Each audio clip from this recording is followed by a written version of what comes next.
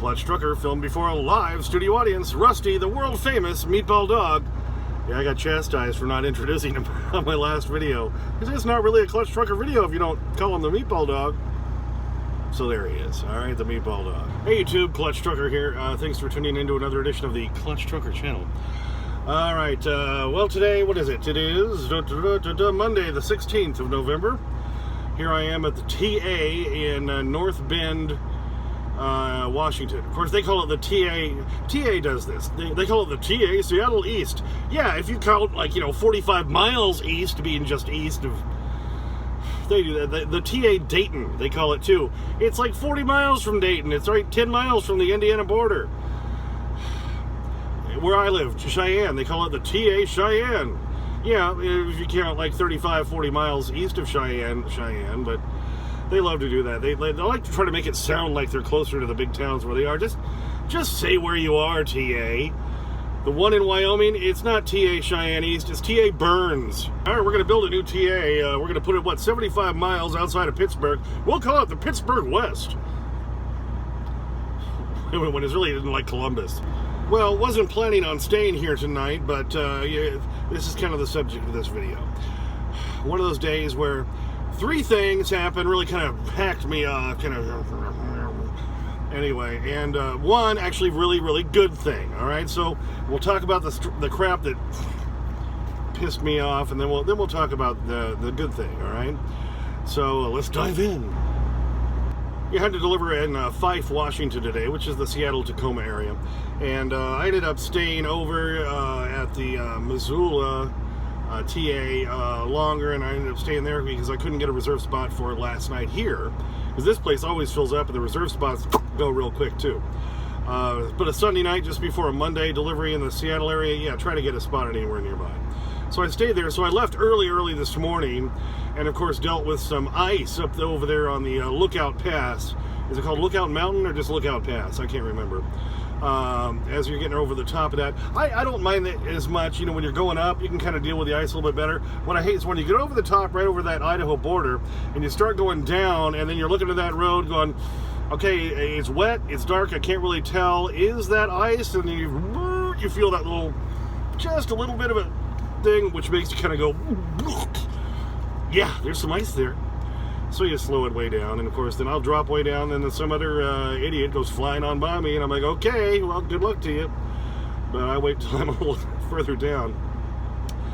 I mean, sometimes I'm overcautious, but I kind of like to live. That's kind of the whole point of that. But anyway, it could be a lot worse, and at least, like I say, there wasn't snow up there. It was just ice, and a lot of times that can be worse. So, it's already the hint to the weather stuff, guys. Let's just be careful out there this winter. And if you feel like you're going too fast for conditions, you probably are. You slow it down. Just to add on to that a little bit about the safety thing. Yeah, I mean, you can go too fast just once. You know what I'm saying? But you can never go too slow. So, let's just make sure we all stay alive this winter. That's kind of what I want to throw out there. Because, I'm not dying. What was I carrying? Dog treats. Dog chews. I'm not dying for that. So there's no point for us killing ourselves for a load of dog treats, and then we don't need to kill a bus full of nuns or anything at the same time. That just looks bad, Dog treats kill a bus full of nuns. Get to the receiver today, and I picked up this load last Wednesday afternoon in Connecticut, okay? Drove the, 3,000 miles all the way out here. And they showed it was ArcBest. ARCBEST. They're the parent company of ABF, okay? They're a big company. So you'd think they'd have their crap together. But this is not the first time I've run into issues with ArcBest. Usually they're pretty good, but sometimes they're bad. And when they're bad, boy, they're bad. They not only drop the ball, they light it on fire and blow it up. But anyway, happened again today. I get to the receiver, and I had a window of 8 a.m. to 3 p.m. to deliver, according to my rate confirmation. I show up there, 10-ish this morning, because I had my next pickup at 12:30, so I was kind of trying to time it right so I didn't waste a lot of time in between. So, and it was only 5 miles away. So I go check in, and they're like, oh, well, you're not on the schedule. Yeah, we haven't heard anything from them. We knew this load was coming. It's a hot load. We really need everything on it, but we didn't know. We don't have a schedule for it yet. And, of course, I'm saying, of course you don't. How many times that happened to you drivers? You know, you get there and they're, oh, well, you're not on the schedule. Well, here's what I have. I showed them my notebook. Here's what I have. This is what I was told last Wednesday. You'd think they would have had time to schedule it right, but no, they didn't. And of course, you know, it's always, well, who do you believe? Is the receiver lying or is the broker lying? Usually it's the broker. Nothing against most of you brokers, but, you know, it's the kind of business where they kind of lie a lot. Anyway, so she was like, well, yeah, I was just about to call them and say, you know, I was wondering when that load was going to be coming. I'm like, yeah, okay, well, it's here now. So how about we unload it now? Well, we might have to reschedule you for tomorrow. I'm like, yeah, you know, that's not going to happen. Because I tell you what, if you can't get me unloaded today, I'm leaving. And I may not be available tomorrow. What do you think about that? They kind of lightened up their tone. I lightened up my tone. And yes, they did get me actually right into a door and got me unloaded right away. When I called ArcBest to tell them I was empty, I said, oh, and by the way, since, you know, even though you guys screwed up and didn't have an actual appointment time, they were nice here on this end. They were cool about it. And they still got me unloaded. And they said, oh, okay, well, just thanks for calling and let us know. And I'm like, okay, that's all you have to say about that? Oh, thanks for calling. You know, they don't want to deal with conflict. They don't want to deal with it. So anyway, ArcBest, I tell you, you're good most of the time, but sometimes, wow. Big A-hole trucker, you should go after ArcBest. What would that look like? Okay, where do I start? ArcBest. Yeah, I'm coming for you. Coming for you, baby. Want me to keep going? Your first name's Arc, and your last name should not be Best. Remember, Big A-hole trucker, imitation's the sincerest form of flattery, right? If you haven't seen his channel, he's very passionate. He goes on rants about different other drivers and so forth who have been coming after him and so forth. But it is amusing. It is kind of funny. So and he's commented on a lot of my videos and given me some nice comments. He went after me for a little while at first, but realized he shouldn't have, because somebody else told him to. And he realized, well, later on he said, oh, I didn't really have a reason to go after him. So anyway, we kind of patched it up. So little homage to you, Big A-hole. How would you take after them? I know that's how kind of it would start, but anyway, so it's all in good fun, baby, all in good fun. My dad used to have a great quote about businesses, and it was, many businesses are not still in business because they're doing everything right. They're simply still in business because they're not doing absolutely everything wrong. I think that speaks the truth. What do you say? Okay, third thing on the hack me off list from today is a shower. I just wanted to get a shower. I am freshly showered, by the way. Notice, you know, I'm all clean and perfect. Thank you. It's funny, whenever I come back from a shower, you know, the dog's all happy. I put him up here and he has to sniff all over me. He goes, hey, I'm sure he's just thinking, oh, you smell different. You smell clean. Isn't that nice? Anyway, just wanted to shower, okay? There aren't many TAs out this way, and I didn't feel like doing one at Missoula the other day. I don't really like their showers. So I wanted to get one today. And so I even reserved a spot here at this TA in North Bend, Washington, because it always fills up. And I knew I don't want to have to fight just for one of the couple of empty spots that might be left, just so I can go in and get my shower. I want to get my shower. So I reserved a spot. Knew I had a few hours left to drive after that. So I reserved the spot, parked here, and then I took Rusty out. I had to take some pictures of stuff. I'll get into that in a minute. And then went in and went on the app to get my shower, and it said, well, we've deducted your account of your Ultra credit, but, you know, we can't verify with the inside and blah, it's all screwed up. You have to go inside and talk to them. So grab my shower bag and all that, and I go inside, and of course there's, you know, like 95 million people in line. They're all wearing their masks, by the way. Well, somebody at the Pilot this morning in, where was it, Ellensburg, Washington, just throwing a fit about, I don't have to wear the mask, you know, and just screaming, yelling, making a big scene. I can go back and forth on that whole argument too, but the thing is, these are all private businesses, private property, and a lot of them are mandated by the governor of the state or whatever to require it. Yeah, you don't have to wear your mask, but if you want to come inside, yeah, you gotta. So, sorry, suck it up! Just put the damn thing on. It's not gonna kill you. It's not like, you know, it has little leeches inside. They're gonna eat your face off if you wear it. Just do it. Anyway, now back from Tangent Land. Okay, so I got to wait in line, finally get up to the front, and I said, okay, it deducted my Ultra credit for the shower, but it didn't give me one, didn't assign one, so I need to do that now. And he said, oh, well, we don't have any showers right now. What do you mean you don't have any showers right now? Well, why not? Well, oh, because we don't have anybody to clean them. Okay. Well, there's supposed to be somebody coming. She's supposed to be here in like a half hour, and then she'll start cleaning them, and so maybe half hour to an hour, and like, really? It's been a few days. I need a shower. Don't mess with a truck driver who needs a shower. We don't get one every day, a lot of times, and when we want one, when we need it. Don't get in our way. Let me back up just for 1 second. I do got to say, for those of you who aren't truck drivers and haven't kind of dealt with this sort of life, I'm sorry, you may be thinking, why is he bitching so much about getting a shower? It's a big deal to us. We don't get them that easily. You know, we can't just walk down the hall and there it is, baby, okay? That's why we also don't want to have any stomach issues out here. You know what I'm saying? So, anyway, that's why it can be a big deal. And so, yeah, don't deny me my shower. Please. All right, because I'm not a calm person. I try to be. I hate people a lot of the times, but I try to be calm. All right, went back out of the truck, waited. I gave them a good hour, and then I came back in and said, okay, can I get my shower now? Yeah, they gave me the thing right away. Got my shower. They aren't the best showers here at the TA North Bend, but they're okay. They have a shower curtain on them, which I don't like, because then the curtain always attacks you while you're in the shower, you know? It always just wants to stick to you. And I'm always thinking, yeah, did they clean that shower curtain very well? That means everybody else who's been in there, it's stuck to them too. That's kind of not a very good thought.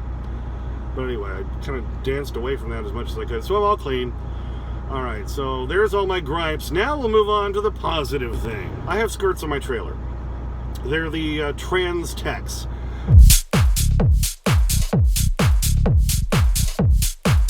Now, Utility makes their own skirts for their trailers.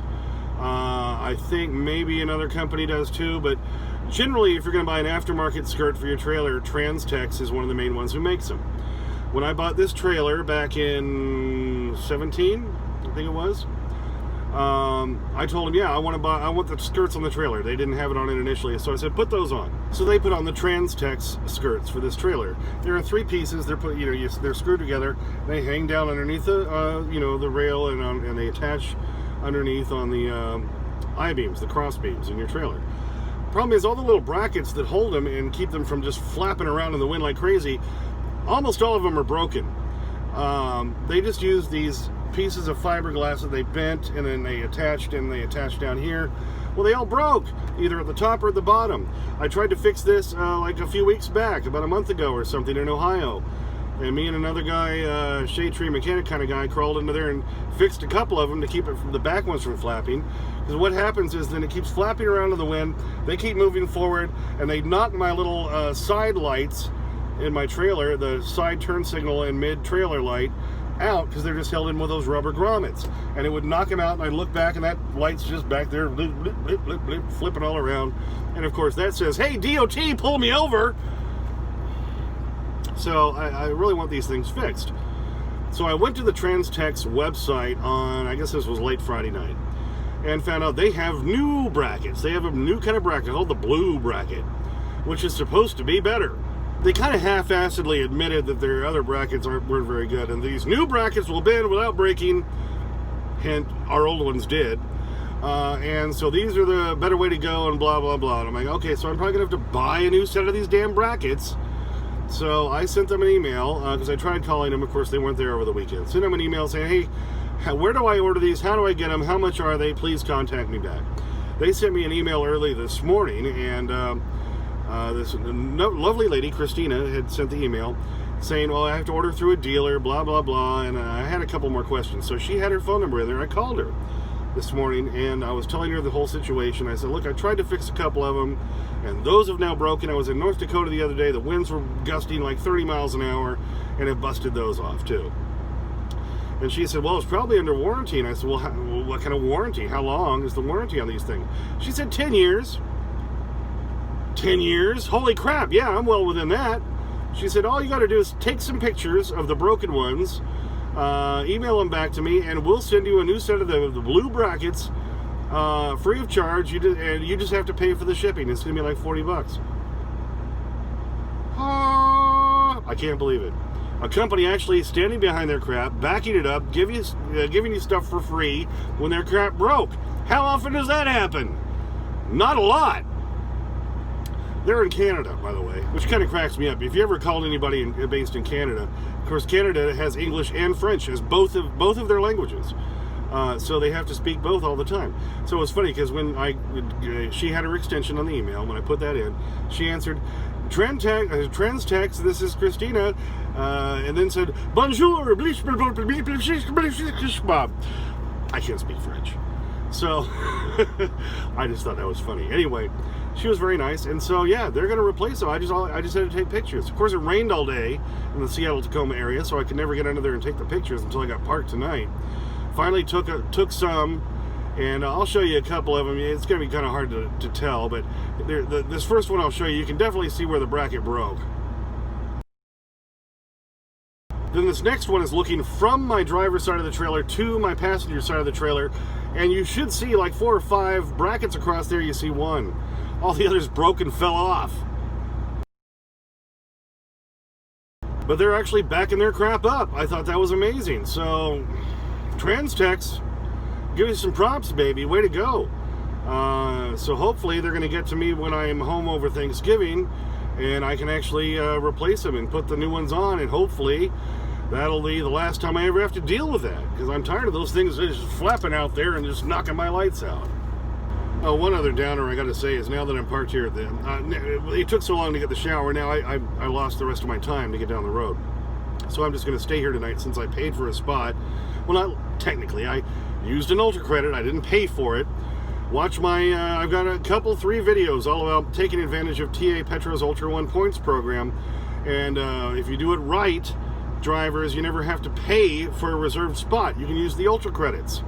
Okay? And I haven't paid for a reserved spot in well over a year. So take advantage of that. 2 downsides actually here. I'm smelling the second one now. It's real windy out here tonight, so of course my truck's knocking all around, which means when I sleep tonight, I'm going to be having Stephen King type dreams. I had that the other night, just rocking. I kept waking up going, you know, the dreams at the time seemed very normal. You're like, oh sure, you know, we're in a dune buggy made of marshmallows, and we're in a race with this guy who's an ant. Sure, why not? And then you wake up and you're like, what was that? So I can look forward to that tonight. The other thing is they have a Popeyes over here instead of the Country Pride. They closed that down, and that's all I'm smelling right now is Popeyes chicken. When you're trying to go to sleep, do you need to be smelling that? I don't know. All right, sorry this went kind of long. When I get to ranting, look out. You know, I'm sorry. What can I say?